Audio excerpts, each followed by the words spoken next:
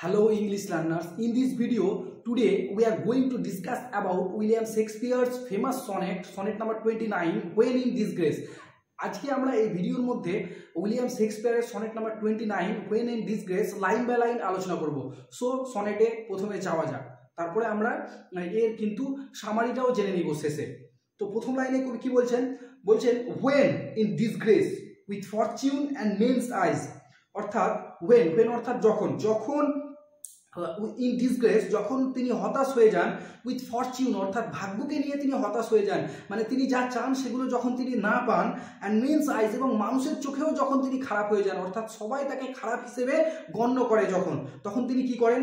পরের লাইনে বলছেন I all alone beweep my outcast state.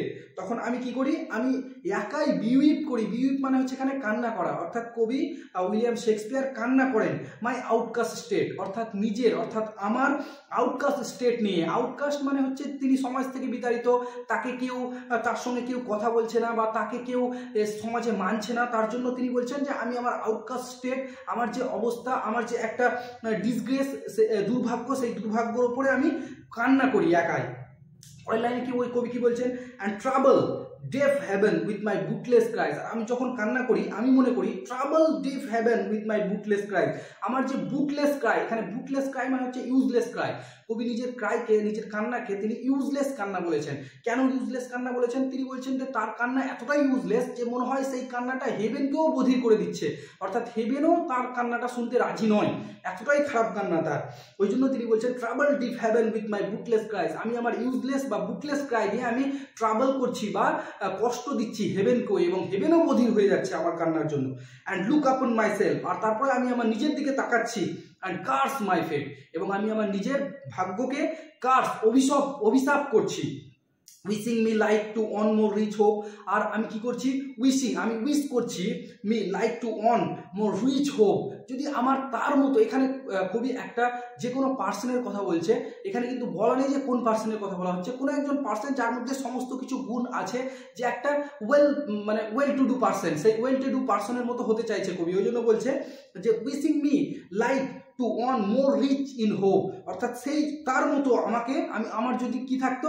Rich in hope, আমার যদি হোপ থাকতো। মানে কবি এখন হোপলেস হয়ে গেছেন, ওই জন্য কবি বলছেন যে সেই লোকটার মতো যদি আমার হোপ থাকতো, যে লোকটা হোপ নিয়ে বসে রয়েছে।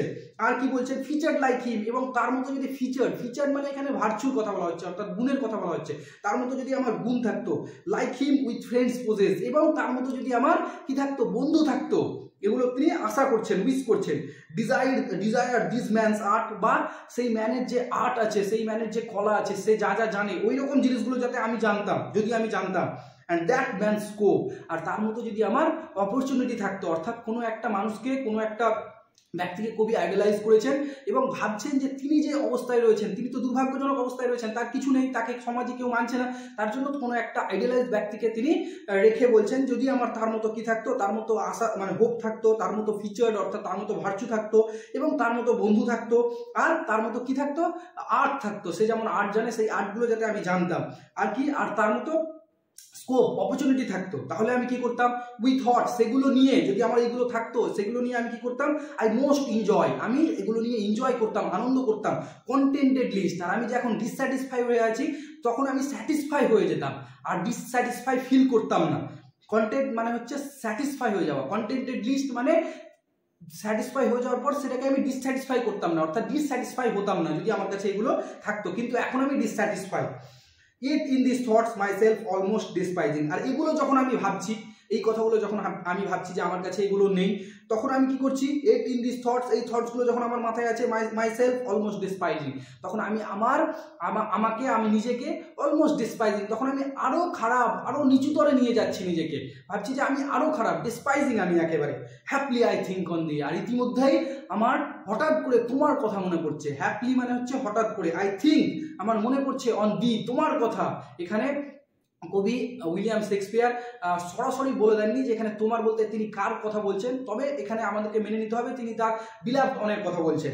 হ্যাপলি আই থিঙ্ক অন দি, যখন আমার তোমার কথা মনে পড়ছে, অ্যান্ড দেন মাই স্টেট, তখন যে আমার এই অবস্থা, কবি কোন অবস্থায় আছেন, একেবারে হোপলেস অবস্থায় আছেন, একেবারে ডিসপাইজিং অবস্থায় আছেন তিনি, একেবারে তিনি ডিসগ্রেস অবস্থায় আসছেন। তো সেই ডিসগ্রেস অবস্থাটা কি হচ্ছে, পরের লাইনে বলছে যে দেন মাই স্টেট, তখন আমার এই অবস্থাটা কি হয়ে যাচ্ছে, লাইক টু দ্য লার্ক, তখন আমার একটা লার্ক পাখির মতো হয়ে যাচ্ছে এই অবস্থাটা।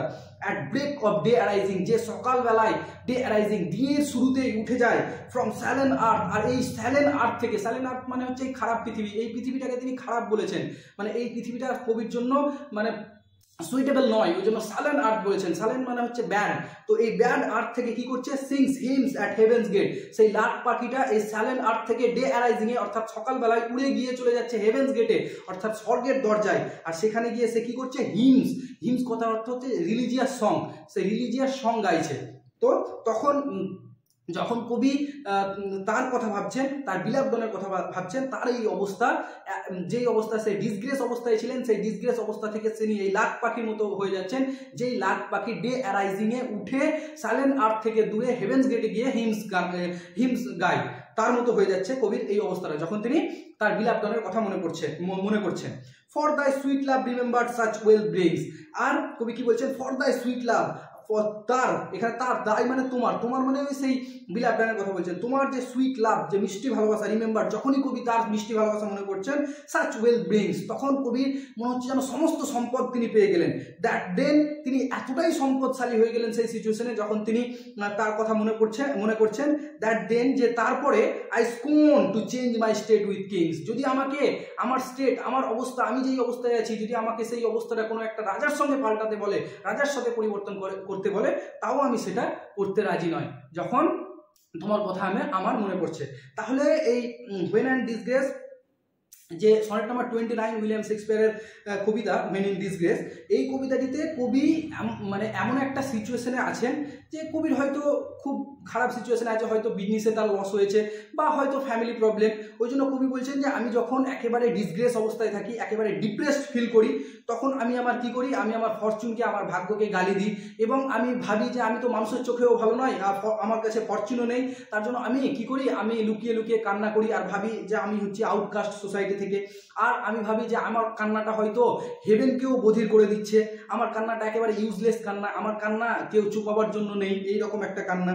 আর তখন আমি নিজের দিকে তাকাই এবং নিজেকে অভিশাপ করি, আর সেই মুহূর্তে ভাবি যে ওই ব্যক্তিটার মতো, কোনো একজন ব্যক্তি যাকে তিনি আইডালাইজ করছেন, যার মধ্যে সব গুণ রয়েছে, সেই ব্যক্তিটার মতো আমার কাছে কি থাকতো, আমার কাছে হোপ থাকতো, আমার কাছে তার মতো ভার্চু বা গুণ থাকতো, তার মতো বন্ধু থাকতো, তার মতো আর্ট থাকতো, তার মতো অপরচুনিটি থাকতো, ওই ব্যক্তিটার মতো যাকে তিনি আইডালাইজ করছেন, ওই ব্যক্তিটার মতো সমস্ত কিছু থাকতো।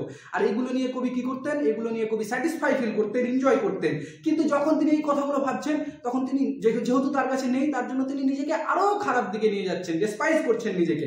আর ইতিমধ্যে তিনি যখন এই রকম খারাপ অবস্থায় হঠাৎ তার সেই বিলাভডনের কথা মনে পড়ছে, তখন তার স্টেট, তার যে এই ডিসগ্রেস অবস্থা, ডিপ্রেস ফিল করা অবস্থা, সেটা কিন্তু পরিবর্তন হয়ে যাচ্ছে, আর সে একটা লার্ক পাখির মতো হয়ে যাচ্ছে। কেমন লার্ক পাখি, যেই লার্ক পাখি সকালবেলায় উঠে এই সাইলেন্ট আর্থ থেকে অতিক্রম করে, অর্থাৎ এই খারাপ পৃথিবীকে অতিক্রম করে হেভেন্স গেটে গিয়ে হিমস রিলিজিয়াস সং গান করতে শুরু করে, রিলিজিয়াস সং করতে শুরু করে, তার মতো তার সিচুয়েশন হয়ে যাচ্ছে। আর তার যে সুইট ভালোবাসা, অর্থাৎ সেই বিলাভডনের যে সুইট ভালোবাসা, তার যখন তিনি মনে করছেন, তখন নিজেকে একটা, যদি তাকে কেউ বলে যে তুমি তোমার অবস্থাটা রাজার সঙ্গে পরিবর্তন করে নাও, সেটাও তিনি রাজি হতে চান না। তাহলে এই কবিতাটা যদি আমরা সামারি বার করি, তাহলে এই কবিতাটার মধ্যে দু তিনটে আমরা মেন থিম পাচ্ছি। প্রথম যেটা প্রধান থিম, সেটা হচ্ছে যে এখানে কবি একটা ডিপ্রেস সিচুয়েশনে রয়েছেন, একেবারে আইসোলেটেড সিচুয়েশনে রয়েছেন, যেখানে তিনি নিজেকে আউটকাস্ট মনে করছেন।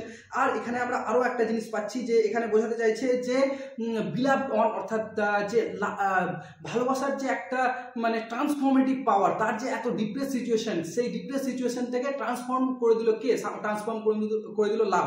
তো একটা লাভের যে একটা ট্রান্সফর্মেটিভ পাওয়ার, সেই ট্রান্সফর্মেটিভ পাওয়ারকেও এখানে আমরা পাচ্ছি। তো এইভাবে একটা সুন্দর, আমরা বলতে পারি যে অসাধারণ একটা সনেট উইলিয়াম শেক্সপিয়ারের।